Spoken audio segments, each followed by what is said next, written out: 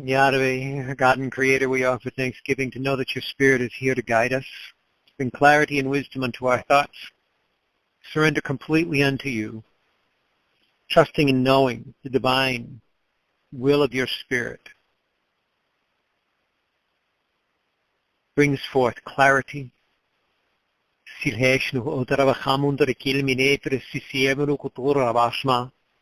trust that your guidance brings forth the words to reach into all perspectives, to bring order to our thoughts, and a peace in knowing our place within your will.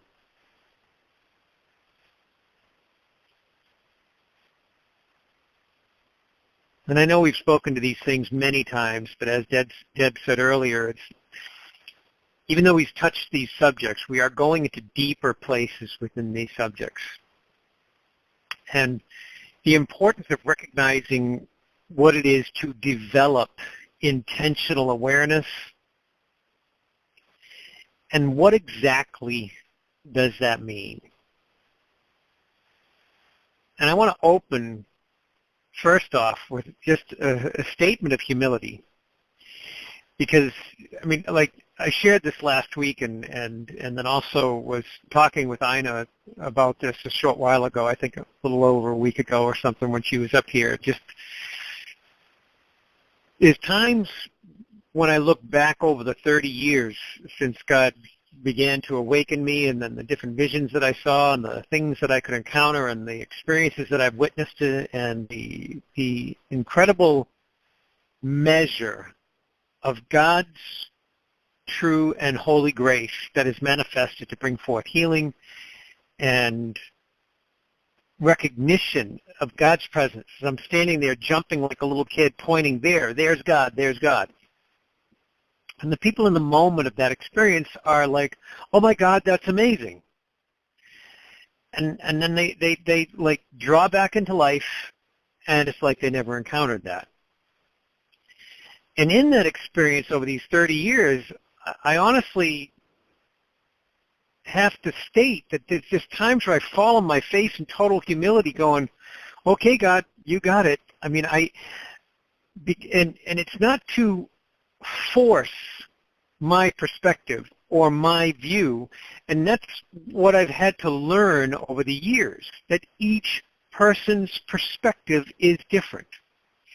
Each person's place within the divine journey is different, and each person's place within the human journey is different as well. So it's like dying into self, or releasing any account of oneself, to not expect that our course, my view, my expectation, or my offering will particularly hold the same value that I feel presented by God through me.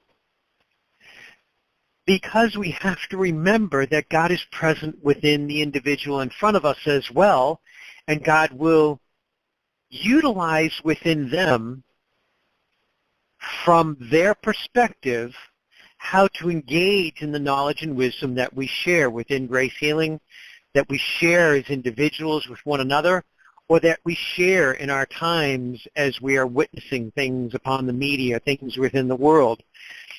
It's not necessarily always about us having to make change. Sometimes it's about surrendering into that attentional awareness, about embracing humility, and observing the nature of another's perspective.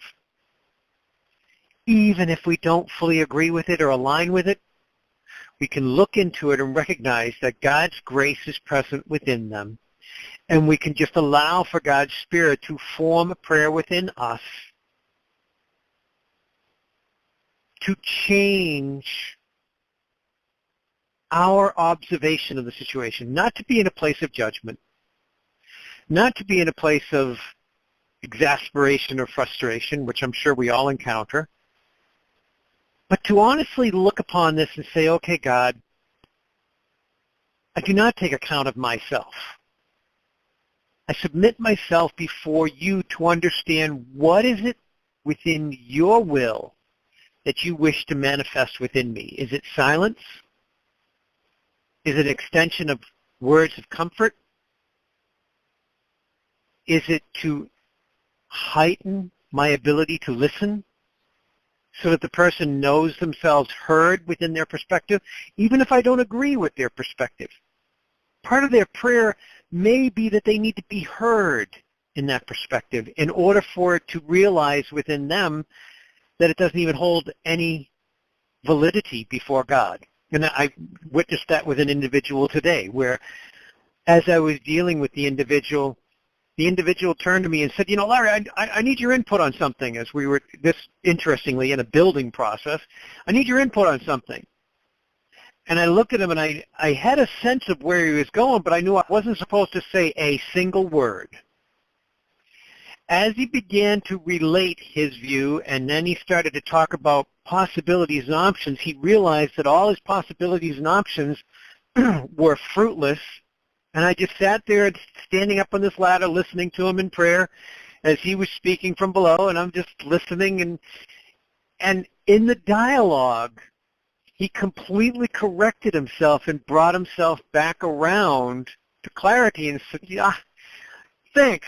I just needed the chance to kind of to speak that out, and I realized my own folly in doing so. And in that moment, being intentionally aware, I thought, how is this functioning for the sake of those that are in the spiritual seeking of their lives? Am I functioning at the same level of intentional awareness that I displayed upon the ladder? Because it was God's grace that flowed through me that shut me up. It was God's grace that moved me in such a way that quieted me, quieted my mind, and allowed me to be fully present to watch this. If you had heard it, it was a really funny dialogue as he was conversing with himself, and I almost, every once in a while I'll say to somebody when they're talking to themselves and they identify, well, no, I was just talking to myself. Well, sorry, I didn't mean to interrupt you. Continue on in your conversation. It was the same sense right there. I did not wish to interrupt this person's dialogue. So that in the dialogue, as I observed in prayerful awareness, and prayed freedom and release from any spiritual doubt, freedom and release from any spiritual confusion, because that's what was moving through me, not by my design, but by God's grace. So again, we come back to that humility point. What exactly was I doing? Nothing. But submitting myself in all humility before God, and at that moment, God did not desire a discourse from my tongue.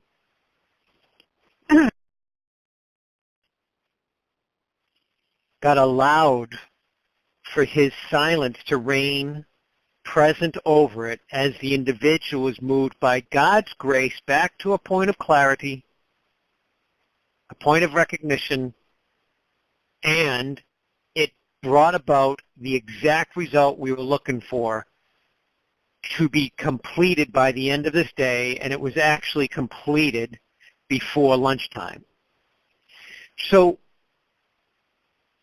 I would ask that each of us might consider this and look at it as we have a friend that comes to us in great distress, or we are expounding with knowledge or understanding that we can present to somebody. Are we honestly, truthfully, intentionally, and aware to trust that God will bring it to them from within them, and maybe not necessarily from our words?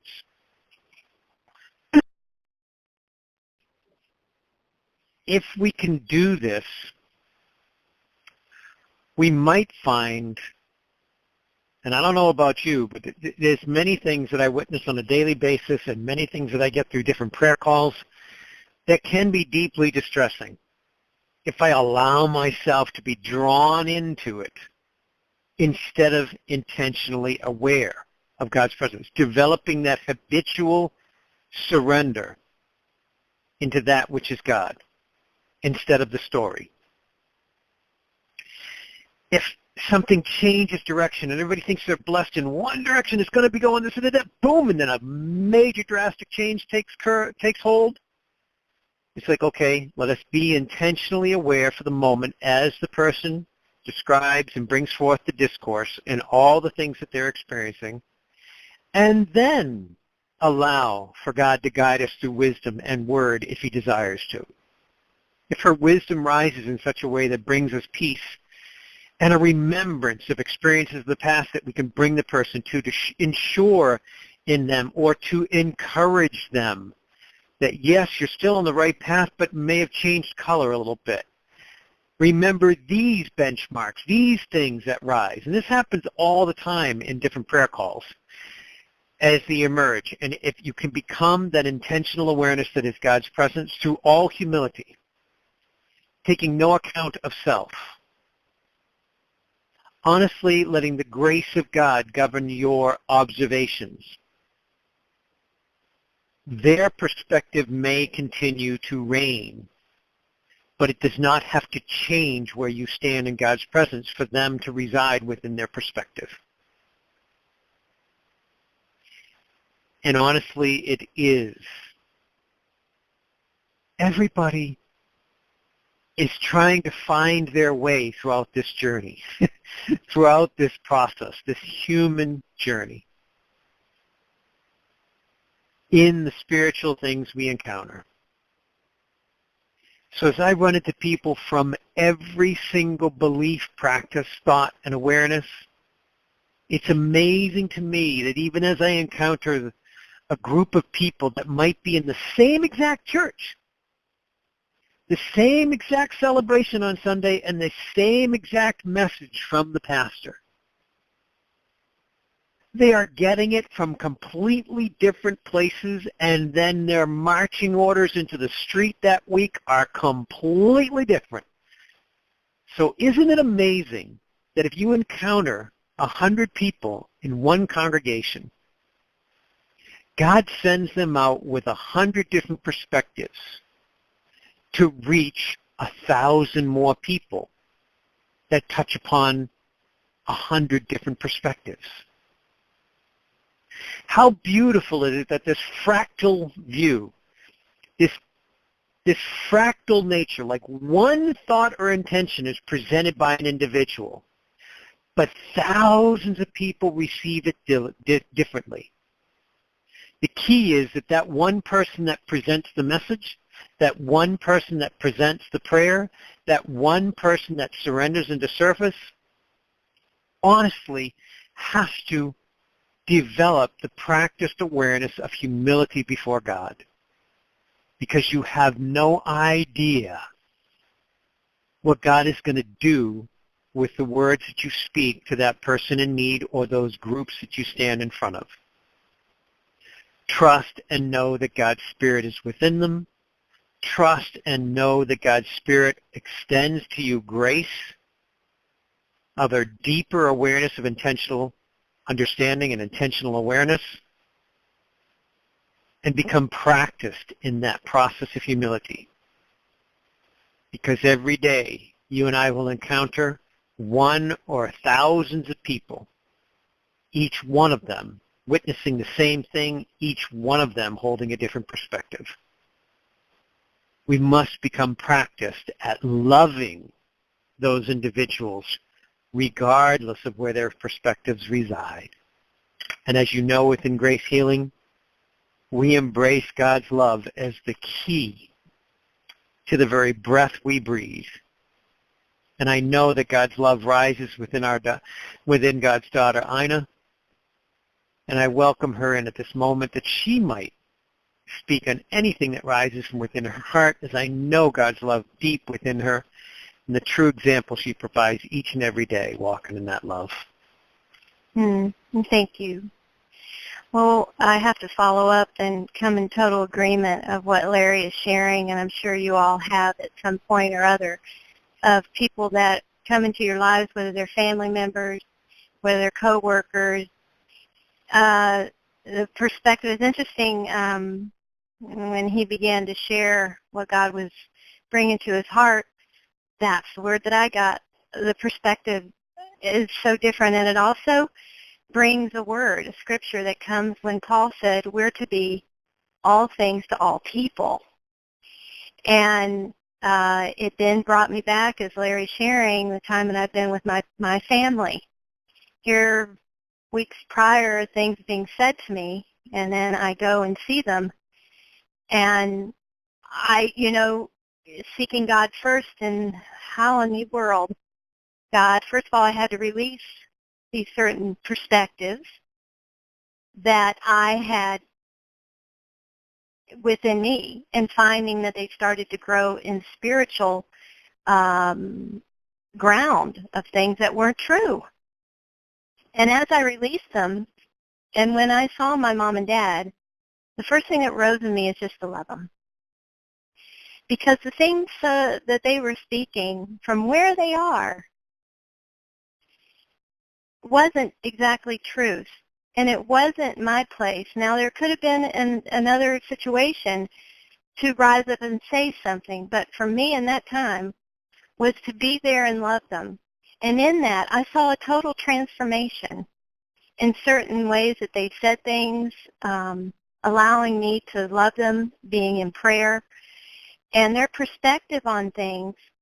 I understood what they were saying, because we are listening to the people that speak to us, and not be defensive and judgmental all of a sudden because they come from a different background or they're in some other kind of religion, and whatever the case may be. And so for me to just tag along with what Larry's saying is so true. The perspective on things, whatever it might be, we release that unto God and just love them wherever they are, and speak the words, what he puts on your tongue, will make a heck of a lot difference in their heart that only God knows, that will move them to a place that he wants them, where they should be, or that's their journey. And you just release it and not carry that. And so I just wanted to add that to you, to the little tail end of what he was sharing, and encourage each and every one of you, because we ponder on these things, of these different teachings that do come up. And so mine was that. And I deal with that every day. But with my parents in particular, especially those that are so close to you, like I had with my parents, was amazing to see that, the perspective they had and what I believed. But I didn't do that. I just loved them. So I just share that with you, and thank you for that time. That's just a beautiful thing, sharing the different perspectives that we all have. And that's awesome, too, especially when you're dealing with somebody so close to you. And yeah. I know we've talked on this many times, the importance of being able to look upon somebody that's beside you in a new light. How does God see them? Not how have I formed my perspective of them, not what are the experiences of our past formed of them, but what exactly does God see them like? Yes, that's so true. So at this, I do want to close at this point, if you're okay, and we can just close in a prayer. Would you be willing to pray right now, Ina? Yeah. Do the closing prayer? Awesome. Cool. Sakuriara miyashiti biyana molororiara. Shibionoria kolariara biyashim. Moyar biyasono miyakaya ravasano miyakolorodia siadam. Ayare biyashi pokolorotunma. Thank you, Yahweh, Yeshua, Avun, very breath that we breathe, for the opportunities that we gather in one accord of seeking your face in this time in Monday night. And as each of us part and go our ways, as you lead us and direct us, that we continue to walk in the very ground that you have already preceded us in, trusting totally in you, totally in alignment, not looking to the right or to the left, to continue to walk in your love. We thank you for this time and guidance and direction and all that we do as we go our ways. We seek you first in all things. We give you praise, honor, and glory in your most precious name.